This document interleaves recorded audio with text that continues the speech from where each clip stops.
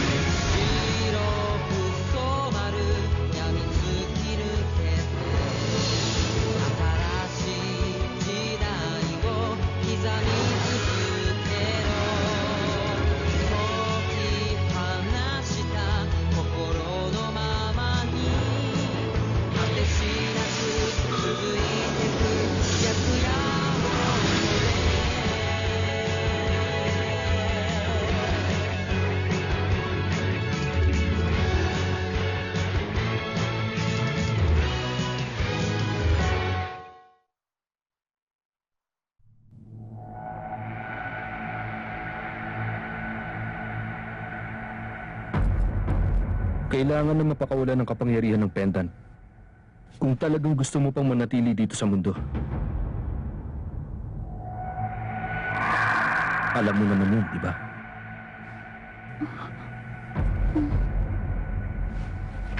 Bibigyan kita ng isa pang pagkakataon. Ang kristal na ito ay may magical power. At pag ginamit mong kapangyarihan nito, nakatitiyak ako na ang pendant ay ibibigay na ni Riku kay Daisuke Niwa. Ikaw nang bahala pagkatapos nun.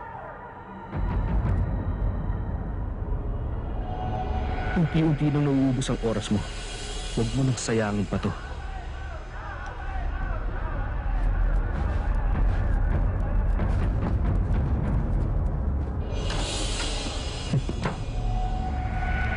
Pero, hindi ka rin masasagip nito. Gusto kitang makilala.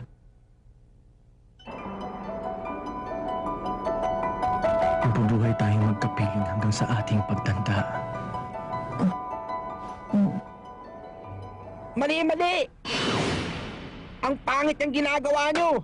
Hindi nyo ba naiintindihan? Magkasintahan kayong dalawa dito. Dapat mas sweet pa ang pagtingin nyo sa isa't isa, no?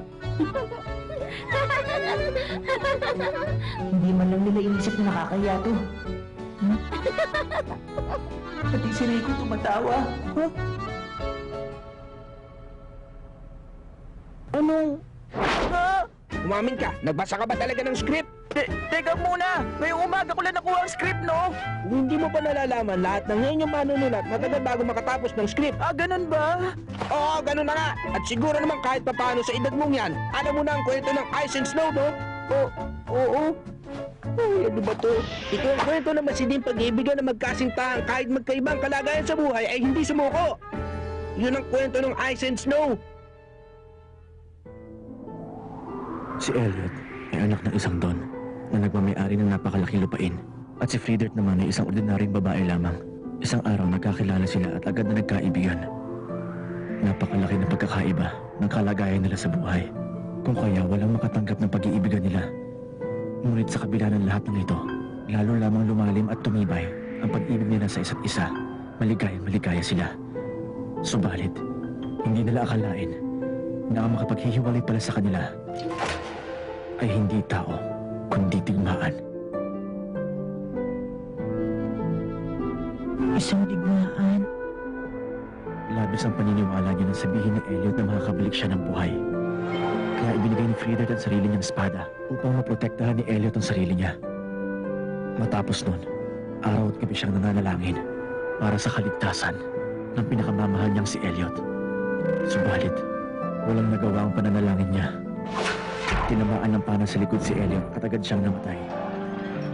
Isinugal niya ang buhay niya upang maprotektahan ang mga taong nasakupan ng lupain nila. Nang makarating kay Friedert ang sinapit ni Elliot, Nagpunta agad siya sa simbahan at nanalangin.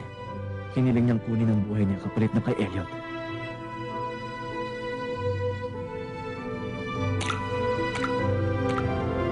Pinagbigyan ng kanyang dalangin.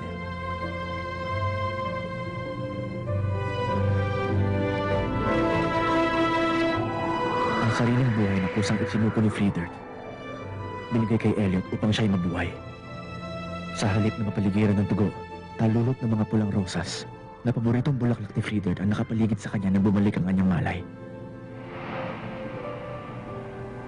Sumunod, sa pagbabalik niya sa kanilang lugar, nabalitaan niya ang ginawa ni Friedert para sa kanya. Kung kaya sa pagkakataon ito, siya naman ang nagdasal. Ibalik niyo sa kanya ang buhay niya, na kusa niyang isinuko para mabuhay ako. Anumang oras ang natitira sa akin, ibigay niyo sa kanya para maibalik ang buhay niya. Dahil sa tindi at lalim ng kanilang pag-ibig sa isa't isa, pinagtagpo ang kanilang mga kaluluwa. Tapos, ang buhay nilang dalawa ang naging kapalit ng kalagayan ng bayang minahal nila. Ang bayang ito ay pinangakuan ng habang buhay na kapayapaan. Walang hanggang proteksyon. Ang biyaya dito, kung kaya ang taong bayan ay hindi nakalimot sa kabutihan nila. That's too clean. Ha? Yung ending ng kwentong yan, masyadong pinadali sa lahat. Yun bang tingin mo dito? Bakit? Hindi ka sang-ayon sa akin? Iniisip ko kung saan kami makakakuha ng maraming pulang rose petals. Ang hirap gawin nun eh. Ang simple mo mag-isip.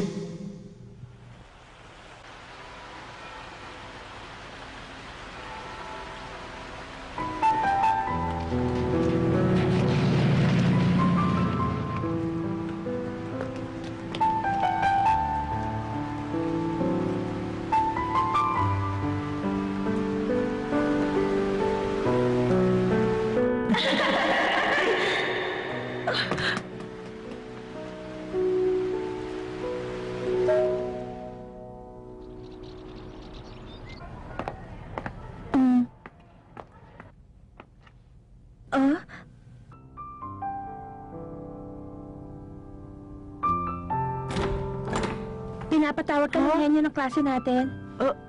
Sabi niya pointless naman kung magre-rehearse ka kung walang bida. Salamat, Rico ah. Wow! Natapos mo ng painting mo? Buti natapos ko bago mag-festival. Napakaganda. Ha? Maraming salamat sa'yo. Kapag malinis ang snow, ang anino nito ay kulay asul at hindi gray. Ang lungkot ng kulay. Pero parang ang warm naman sa pakiramdam. Isa lang tong painting ng night snowscape na may asul na anino kung saan walang katao-tao. Ako na lang muna magtago niyan. Total, hindi pa naman festival. Okay lang naman sa akin. Kaya lang, Sayang naman kung dito lang yan sa kwartong to na wala namang tao. hindi naman sa ganun pero... Totoo naman ang sinasabi ko ah. Sige, maraming salamat.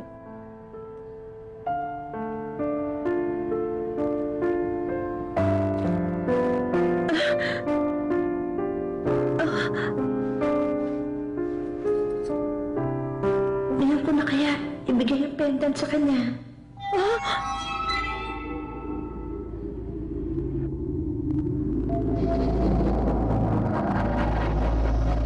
Kanino pa kayo hinaharap ni Sayhara?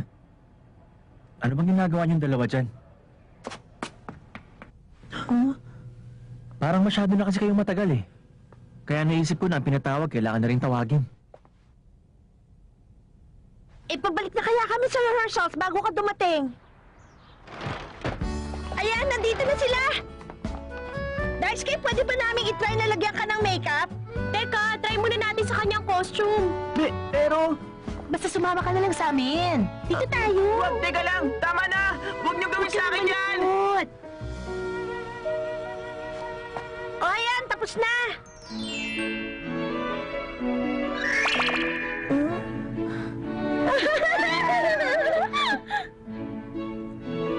Ang cute naman ah.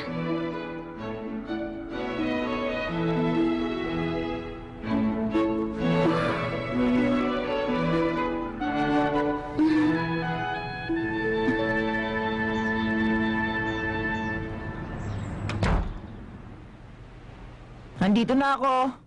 Daisuke, ba't late ka na umuwi ngayon? Anong nangyari sa'yo? Ano nangyari? May rehearsals kasi kami sa...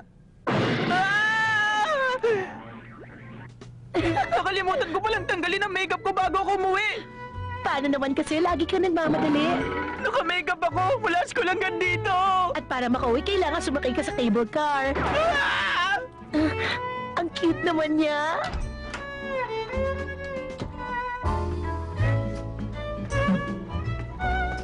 Ma, hiniram ko po yung makeup remover nyo. Alin, yung pink na bote na may gold lettering? Hindi po. Yung yellow na bote po na nakalagay doon sa banyo. Ay, salamat. Kala ko yung pink na bote ang ginamit mo. Mahal yun. Sayang kung sa makeup mo lang gagamitin. Alam mo bang nagkakalaga ng 100,000 yun na isang bote nun? Ganun po. Pero wala akong nakitang pink na bote doon. Doon ko lang nalagay yung makeup remover na yon. Color pink na bote na gold ang lettering. Yun po ba? Tawa! Tumigil ka! Ano ba ginagawa mo? Ay, naku, kinabahan ako doon Munti ka nang mawala ng halaga. Aba naku, munti ko na bang maisahog sa pagkain yan? Nagkataon pala, nakatigit tayo, nakakaiman pa tayo ngayong hapunan. Para yatang may kakaiba ngayon sa mga kinikilos nitong si Towa. Eto, nahanap ka na rin sa wakas. Nakakahiya naman, moli-moli ako.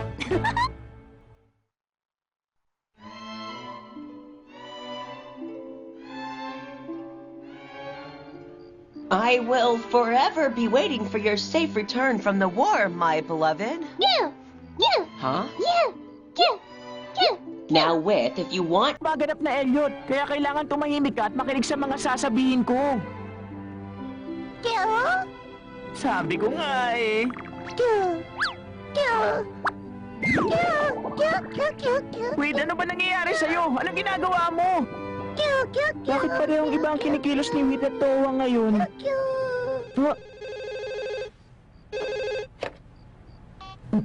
Hello, sino po sila? Good evening. Good evening din sa inyo. Sino po bang kailangan nila? Hello, sino to? Ano pong kailangan nila? Si Mio to. Aba, Mio, ikaw pala. Daisuke? Mio, bakit?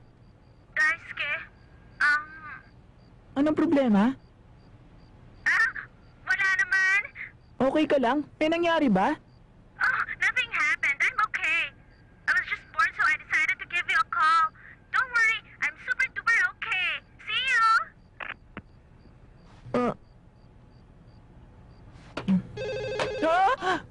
Hello? Daisuke! Daisuke! Thanks for everything! Goodbye! Pati si Mio ang weird na rin. Pero sa bagay, hindi naman nakakapagtaka yun. Lagi naman siyang weird eh. Oh?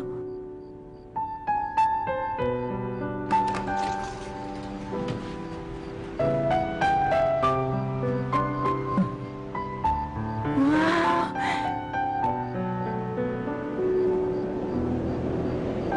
Nararamdaman ko na pagdating ng autumn.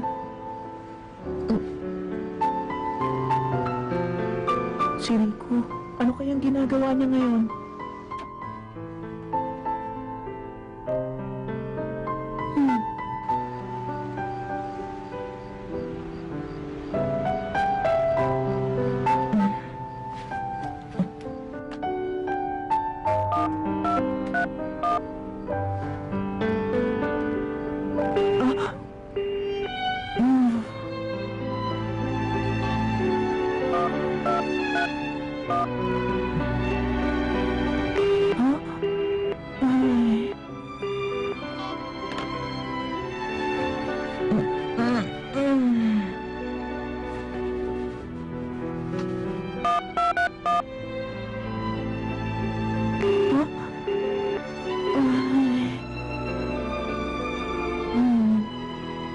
Talaga? Ano mangyayari sa akin kung ganon?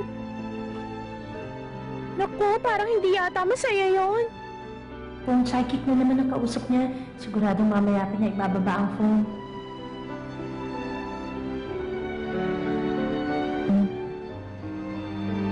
Baka hindi na busy ang phone nila.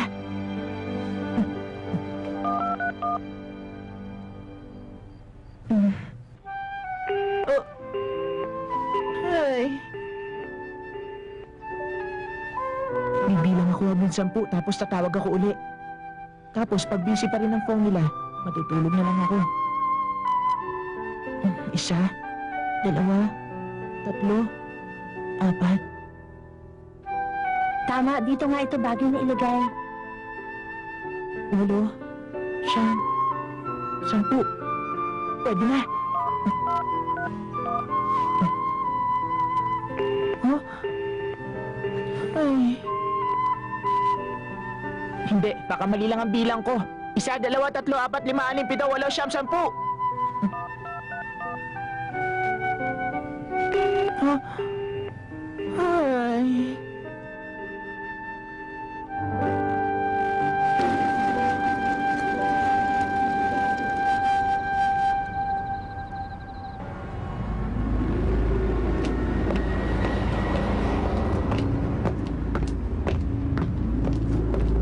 Kailangan mabawi ko yun.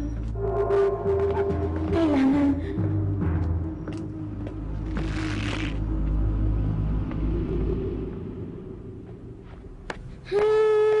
Parang wala pa akong naririnig na maganda. Gamit pa rin niya ang phone. Nakakainis. Paano kung kanina pa pala tumatawag si Daisuke?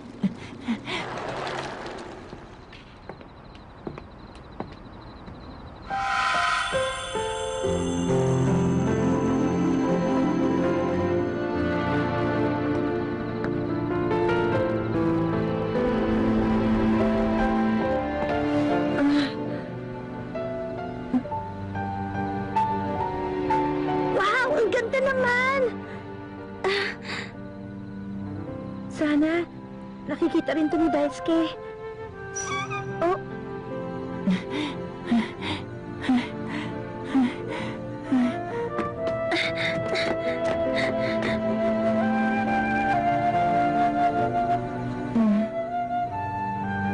Ito na.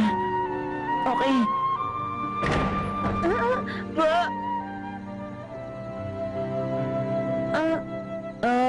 Ano?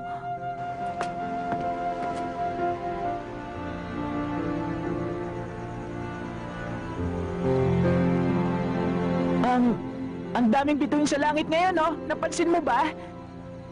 Ang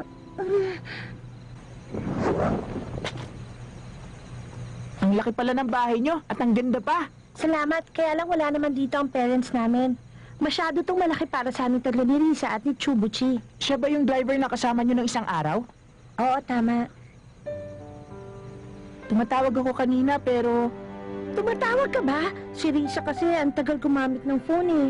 Ah, ganun ba? Si Risa palang gumagamit ng phone nyo kanina. Pag nagsimula na si Risa makinig sa mga manghuhula sa phone, siguradong hindi na niya ibababa kung sino-sino na nga lang phone psychics ang tinatawagan niya eh. Iba-iba ang sinasabi sa kanya ng mga psychics na yun, ano?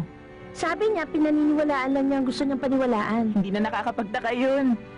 Tama ka. Pero makita lang ang mga bituin na yan, hindi mo na kailangan maniwala pa sa mga horoscope. Tama.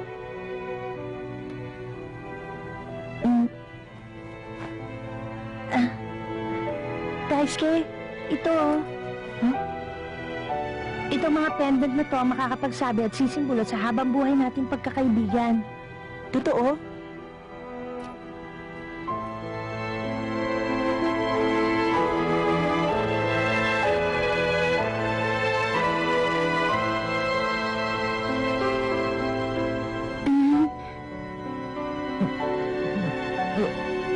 Aray?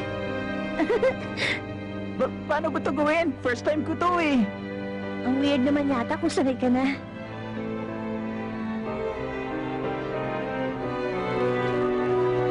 Tapos ngayon, ano nang gagawin natin? Kukunin mo yung pendant na yan at ilalagay mo sa loob ng pendant na to. Ah, naiintindihan ko na.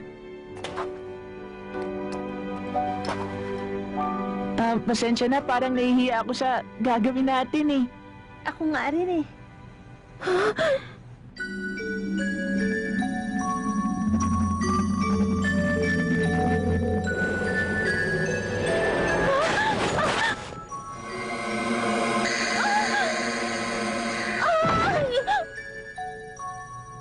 Kapag sinunog ang utos ko, babawi Hinihingi ko sa iyong kalayaan mo.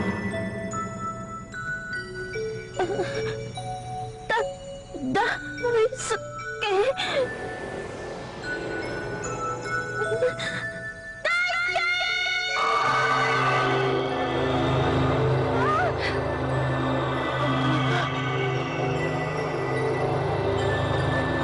Daisuke!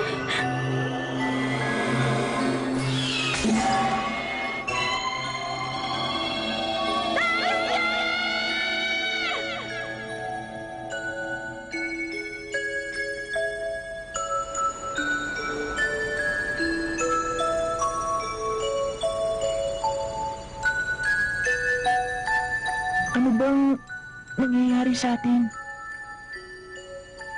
Meron yata tayong ginagawa.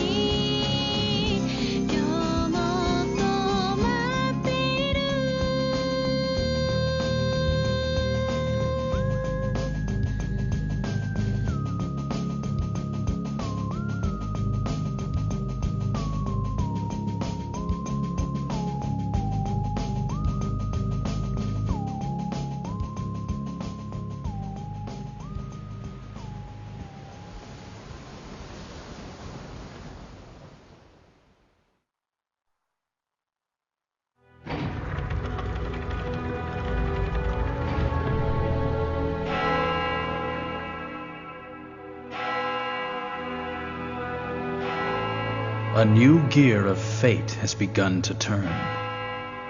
I'm sorry, Daisuke Niwa, but for you, there is no tomorrow. An icy voice calling.